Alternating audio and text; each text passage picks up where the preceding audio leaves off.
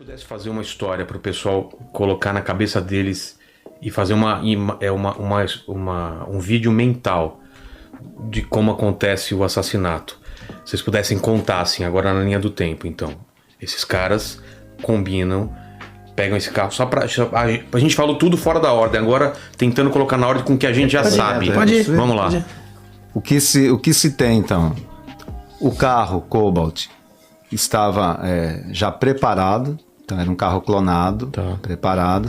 E até a escolha do Cobalt, a gente explora isso, porque a investigação chega à conclusão que o Cobalt é um dos poucos carros que na porta traseira não tem haste. Não tem haste. Ela abaixa o vidro todo. Tá. Não tem aquele... Que impede, né?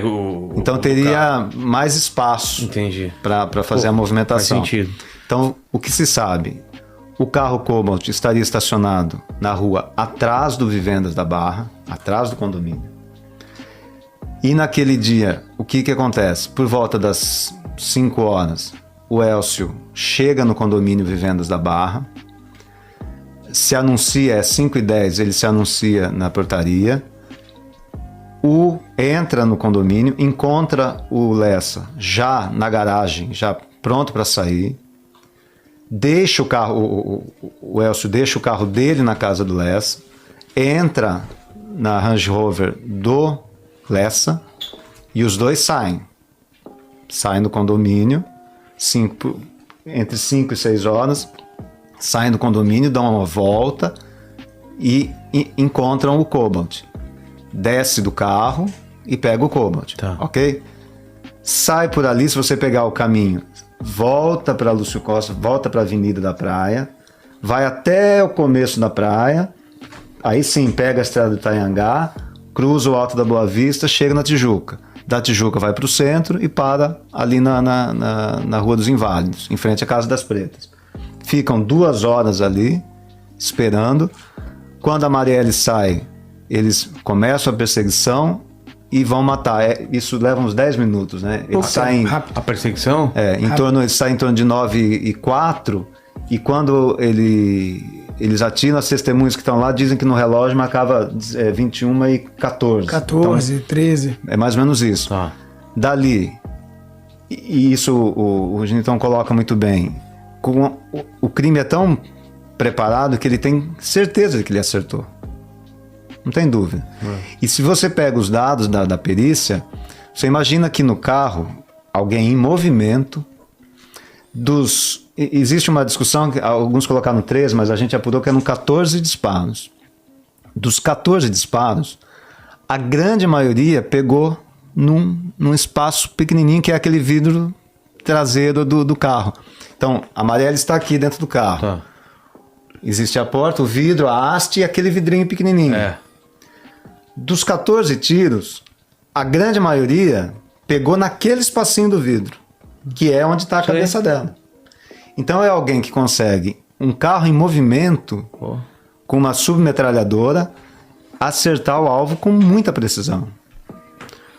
Como há um movimento meio que de diagonal, alguma das balas avançam e pegam o Anderson, que a gente não falou, que é o motorista, que também morre. Bom, com a certeza da morte, eles saem por ali, pegam aí a Francisco Bicalho, pegam a Avenida Brasil, pegam a linha amarela, entram no Meia, pelo menos é o que tem agora. Deixam a arma com o irmão do Lessa, deixam o carro ali parado, chamam um táxi e vão de volta para a Barra da Tijuca.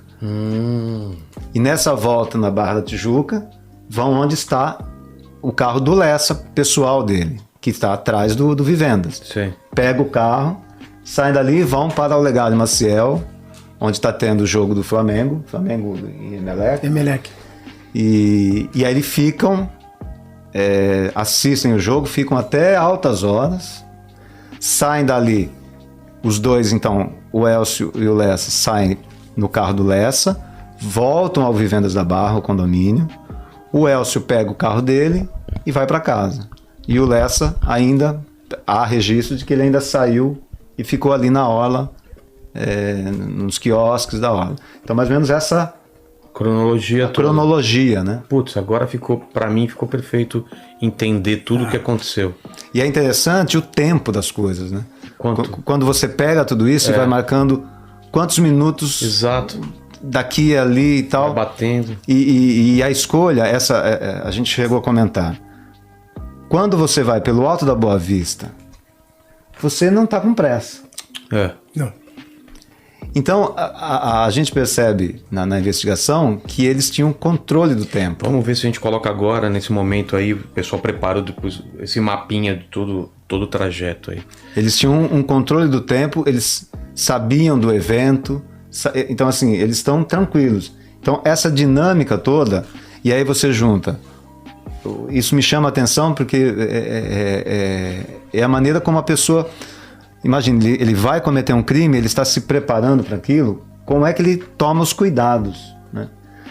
E uma coisa que a gente não falou é que quando chega no o levantamento do Lessa, no dossiê Lessa, aquelas informações que vocês conseguiram, por exemplo, do braço dele.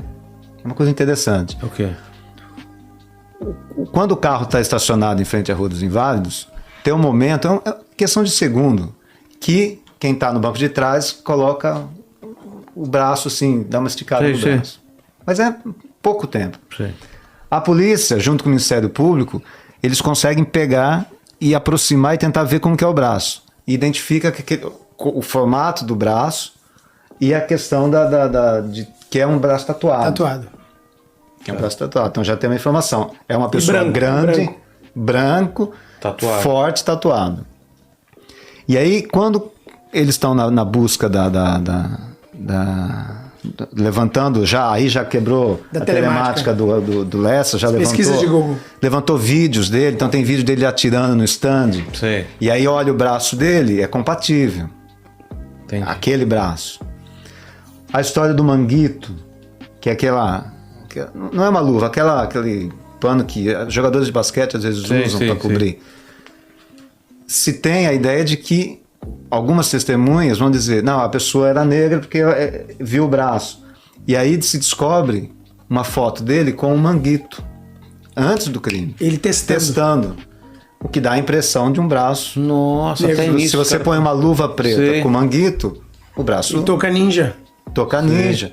Então, assim, a polícia vai levantando tudo isso e vai vendo as compatibilidades, né, entre os fatos. Então, acho que essa riqueza de detalhes e agora a delação cria até uma expectativa para nós, principalmente para você, que é o personagem principal dessa história, mas a ideia é assim, a delação confirma passo a passo, né, porque o que ela traz de novidade? Pelo menos esse primeiro momento, não tem muita novidade. Só a questão do táxi, né? Todo o resto já estava construído. Qual a questão do táxi você está falando? De que eles entram no Meia e pegam o táxi. Tá. Só isso que faltava. E você sai do caso quando... A gente faz a Operação Lume no dia 13. No dia 12. Mas vamos contar, tem que contar como que é o negócio. Eu esqueço da data, eu sou péssimo para data. Eu também sou. Foi no dia 12? Eu lembro. Foi no dia 12? Não, mas vamos contar. No dia 11, segunda-feira, dia 11 de março, segunda-feira, vocês já estão preparando a Operação Lume. Ok, verdade. A Operação Lume, ok. Ou seja, no dia 11 de março, a polícia e o Ministério Público já estão decididos que vão prender. Ok? Tá. No final do dia 11, as promotoras entram em contato com você e dizem, olha, precisamos conversar urgente. Urgente. Por quê? Porque havia informação de que tinha vazado a operação. Que a operação que aconteceria no dia 13 teria vazado. Exato. Então nós estamos no dia 11, a operação estava agendada para ser no dia 13. E aí chega essa informação de que ela tinha vazado. E as promotoras desesperadas ligam para ele, não, precisamos conversar ainda hoje. Eles vão à noite para a delegacia, se falam e dizem, olha, os dois sabem que no dia 13 vai acontecer a operação. E aí começa um movimento que é interessante, que é o seguinte, tem que antecipar. E como é que antecipa um negócio desse? Como é que você faz uma operação?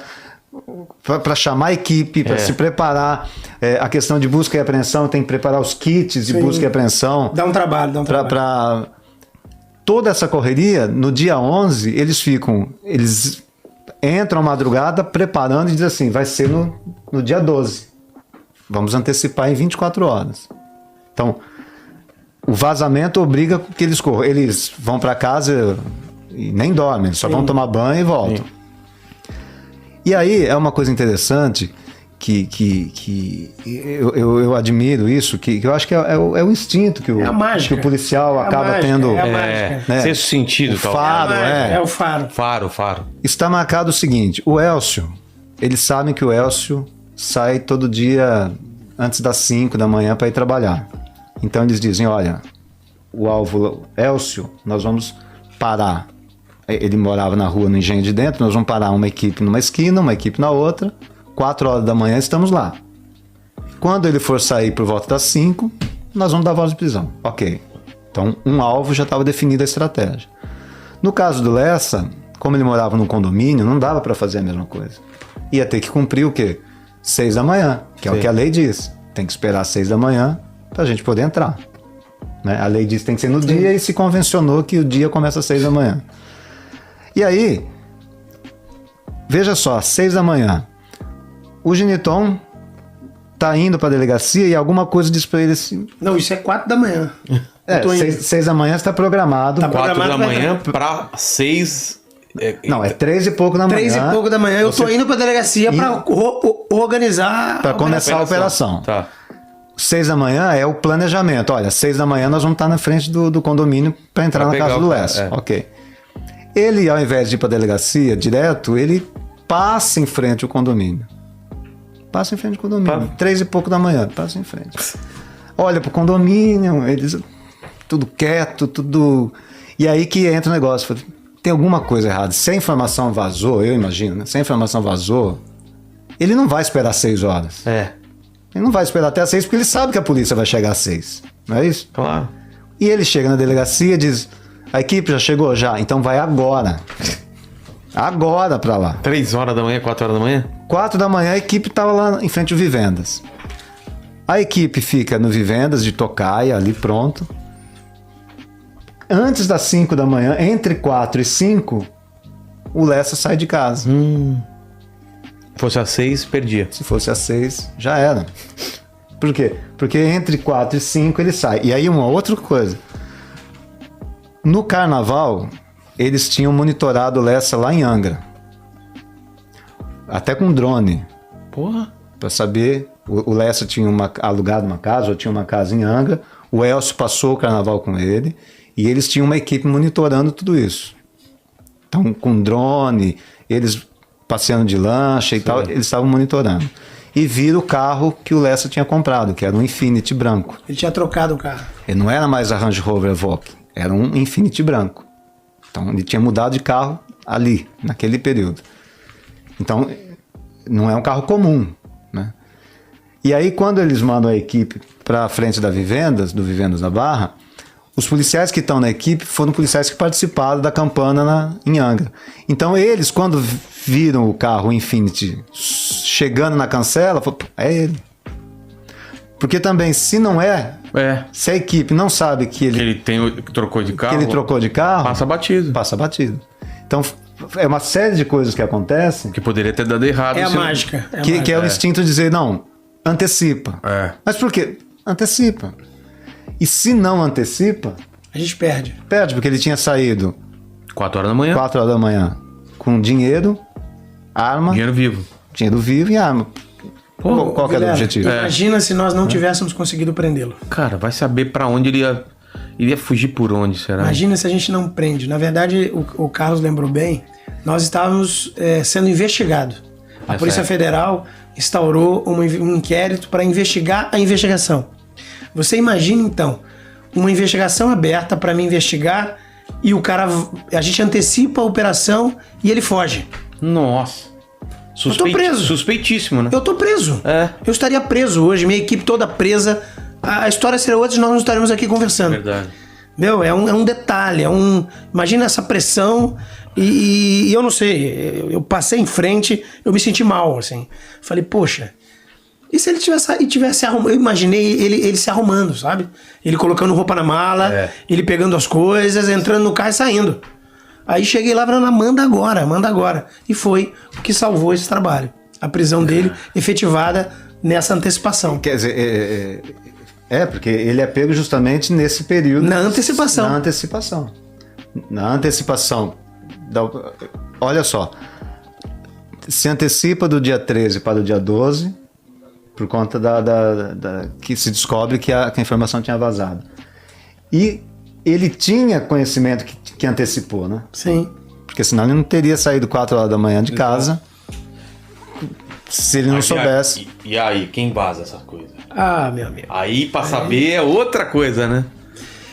Sempre tem esse questionamento que sempre tá aí, né? De corrupção, essa coisa toda. Infiltrados pelo crime e tal. O que eu sempre digo, e aqui vai mais um considerando do livro, Vilela. Nós temos que confiar nas nossas instituições. Sempre confiar. As instituições não são feitas de robôs. Elas são feitas de pessoas, como nós. Que têm virtudes, têm defeito, erram, acertam. E a maioria são de pessoas do bem.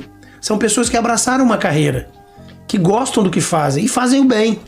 A regra não é o cara errado, o cara que tá corrupto, o cara que tá vazando, o cara que tá trabalhando contra. Não é a regra. E por isso que a gente tem que ter contra-inteligência muito afinada, muito contundente e as corregedorias funcionando, né? Agora, generalizar... Eu digo pra você, a investigação da investigação instalada pela Polícia Federal não ajudou em nada. Eu vou dizer bem sinceramente pra você. Ela só trouxe intranquilidade. Porque o que mais a gente ouvia é que ia ter busca e apreensão na casa dos policiais, os policiais estavam no grampo, os policiais seriam presos. Eu acho que esse capítulo a gente pode apagar da nossa história, né, aqui no Rio de Janeiro, e que isso não se repita em outro lugar, porque numa investigação complexa e difícil como essa, não se precisa disso. Né? Pra quê esse tipo de coisa? Né? Entendi. Enfim, é isso.